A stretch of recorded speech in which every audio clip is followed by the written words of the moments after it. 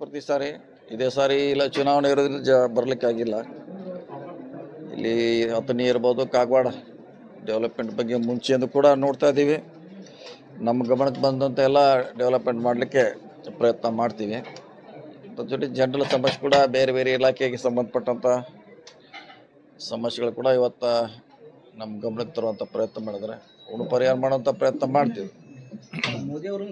ಪಬ್ಲಿಕ್ಕಿಗೆ ಬಿಟ್ಟಂಥ ವಿಚಾರ ನಿರ್ಧಾರ ಮಾಡೋದು ಬಂಗಾರ ತಗೊಳ್ಳೋರು ಜನ, ಅದನ್ನು ಅವ್ರ ಯೋಚನೆಗೆ ಬಿಡ್ತೀವಿ, ಅವ್ರು ಹೇಳ್ಬೇಕಷ್ಟೇ ಅದಕ್ಕೆ ಉತ್ತರ. ಹಂಗೆ ಮಾಡ್ತಾರೆ. ಚುನಾವಣೆ ಆಗೋವರೆಗೆ ಸುಮ್ಮನೆ ಇರ್ತಾರೆ. ಚುನಾವಣೆ ಆದ ಸಾಯಂಕಾಲ ಇದೇನು ಹೊಸದೇನಲ್ಲ. ಬೆಂಗಾಲ್ ಚುನಾವಣೆ ಇರೋದ್ರಿಂದ ಕೂಡ ಮಾಡಿದ್ರು, ಜಾಸ್ತಿ ಮಾಡಿದ್ರು, ಮುಂದೆ ಕೂಡ ಮಾಡ್ತಾರೆ. ಅವ್ರೇನು ನಿಯಂತ್ರಣ ಮಾಡಲಿಕ್ಕೆ ಹೋಗಲ್ಲ. BJP ಅವರು ಜಾಸ್ತಿ ಮಾಡಿ ಹೊರೆ ಮಾಡಲಿಕ್ಕೆ ಪ್ರಯತ್ನ ಮಾಡ್ತಾರೆ ಜನಸಾಮಾನ್ಯರ ಮೇಲೆ.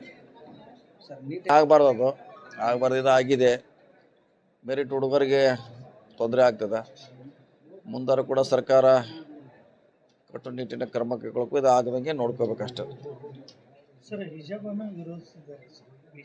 ಅವ್ರು ವಿರೋಧ ಮಾಡೋಲ್ಲ, ಮತ್ತು ಅವ್ರ ಕೆಲಸ ಏನು ಅದೇ ಅವ್ರದ ವಿರೋಧ. ಹಿಜಾಬು, ಹಲಾಲ್ ಕಟ್ಟು, ಗೋಮಾಂಸ, ಪಾಕಿಸ್ತಾನ ಈ ಬಿಟ್ಟರೆ ಬೇರೆ 5ನೇ ಶಬ್ದ ಇಲ್ಲ. ಇವನೇ ಸುತ್ತಾಕ್ಬೇಕು ಅವರು. ಇದರಿಂದ ದೇಶಕ್ಕೆ ಡೆವಲಪ್ಮೆಂಟ್ಗಾಗಲಿ ಸಂಬಂಧಪಟ್ಟದ್ದು ಅಲ್ಲಿದೆ. ಅದು ಇಂಡಿವಿಜುವಲ್ ವಿಚಾರ. ಅದನ್ನು ದೇಶದ ಮಟ್ಟಕ್ಕೆ ಒಯ್ಯುವಂಥ ಪ್ರಯತ್ನ ಮಾಡ್ತಾರೆ. ಇದು ಒಳ್ಳೇದಲ್ಲ. ಇದು ಒಳ್ಳೇದಲ್ಲ. ಸೋತಿ ಟ್ಯಾಂಕರ್ ಅವಶ್ಯ ಇದ್ರೆ ಈಗಲೇ ಹೇಳಿದ್ದೀವಿ. ಬೆಳಗಾವದಲ್ಲಿ ಮೀಟಿಂಗ್ ಮಾಡಿ ಹೇಳಿದ್ದೆವು.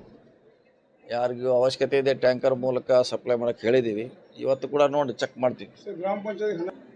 ಸರ್ಕಾರ ಎಕ್ಸ್ಟ್ರಾ ಕೊಡುತ್ತೆ. DC ಅವ್ರ ಫಂಡ್ನಿಂದ ಕೊಡ್ತೀವಿ. ಅದು ಚುನಾವಣೆಗೆ ಕೋರ್ಟ್ನಲ್ಲಿ ಇದ್ದಾರೆ ಮ್ಯಾಟ್ರು. ಕೋರ್ಟ್ ಆದೇಶ ಮಾಡಬೇಕು. ಮಾಡಿದಾಗ ಮಾಡ್ತೀವಿ. ಅದಿಲ್ಲ ನೋಡೋಣ, ಆಗ್ಬೋದು, ಬೇಗ ಆಗ್ಬೋದು. ವೇಟ್ ಮಾಡೋಣ. ಹೇಳಿದ್ವಿ, ಈಗಾಗಲೇ ಹೇಳಿದ್ವಿ. ಅದ್ರ ಬಗ್ಗೆ ನಾವು ಯಾವ್ದು